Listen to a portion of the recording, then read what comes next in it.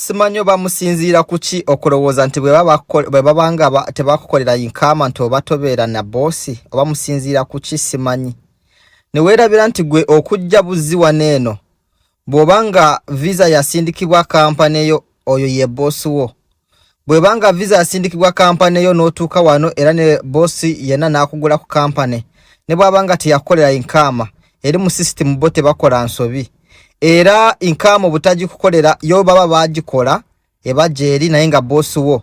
ye walwalu n'olukumi lw'okusasula ate nga kiba kitegeeza nti ne bw'olibanga watoloka ne bw'olibanga wasigala wa boosi wo mu lunaku lw'okuddayo boosi wo ali kiri mu kakatako kusasula sente ezo za inkama eyo so ekyo tekikugjaako kuba boosi fena tukimanyi bulungi nti tosobola kuyingira mu ggwanga nga toyina visa ate fena tukimanyi bulungi nti lino eggwanga ery'e Saudi visa esindikibwa muntu era esindikibwa oba bwe batesindikibwa muntu esindikibwa kampani yo so gwe okubanga nti tewafuna inkama tewagirabako oba tebagikukolera ekyo tekitegeeza nti toyina boosi obanga watoloka wavaayo polisi bw'eri kukwatira kutwala ku kigalo efuna omuntu oyo yennyini yakuleeta yabeera boosi wo then ovunaanyizibwa bwa inkama okubanga nti ye teyagijjayo ye yabufeesinga ne gavumenti era sente ezo nga tonafuluma aba alina osooka azisasula so teri muntu yenna yali agenzeeko mu ggwanga lya Saudi nga talina boosi ekyo tekiriiyo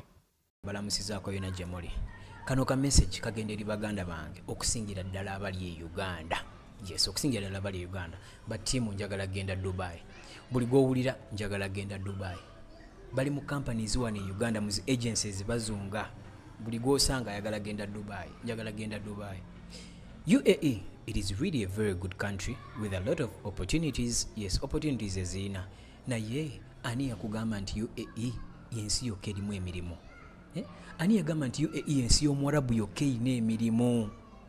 abantu abasinga ekisinga okubaleetera okulowooza Dubai olwokuba olina gw'olabye ali Dubai alivinga obulamu bulungi babeera mu mabeaches babeera mu mabaala babeera mu bulamu kale buli eri bw'owulira nga naawe oyagala obeeremu